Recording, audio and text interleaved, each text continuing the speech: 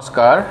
তেজপুৰ বিশ্ববিদ্যালয়ৰ প্ৰশাসনে অসমৰ আত্মাস্বৰূপ জুবিন গাৰ্গক যি ধৰণে অৱজ্ঞা আৰু অপমান কৰিলে সেয়া কোনো প্ৰকাৰে গ্ৰহণযোগ্য নহয়।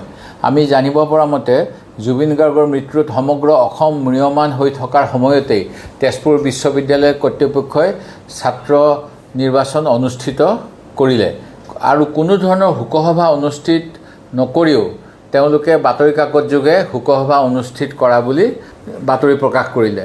যেতিয়া তেজপুৰ বিশ্ববিদ্যালয়ৰ শিক্ষাৰ্থীসকলে ইয়াৰ প্ৰতিবাদ কৰিলে তেতিয়া উপাচাৰ্য ডাঙৰীয়াই ডোণ্ট মেক ইট ফানি নাও বুলি ক'লে।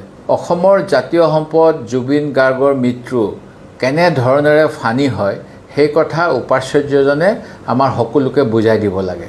শিক্ষাৰ্থীৰ প্ৰতিবাদত যেতিয়া শ্ৰদ্ধাঞ্জলি অনুষ্ঠানটো আয়োজন কৰাৰ ব্যৱস্থা কৰিলে তেতিয়া বাছ ষ্টেণ্ডত আয়োজন কৰিলে আৰু উপাচাৰ্য উপস্থিত নাথাকিলে।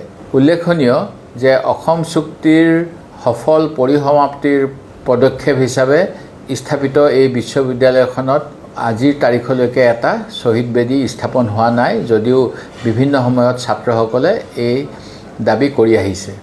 তেজপুৰ বিশ্ববিদ্যালয়ৰ উপাচাৰ্যই সমগ্ৰ অসমবাসীৰ ওচৰত নতশিৰে ক্ষমা খুজিব লাগে। বহিৰাগত হিচাপে তেখেতে অসমৰ বহুত কথা নাজানিব পাৰে, কিন্তু অসমীয়াৰ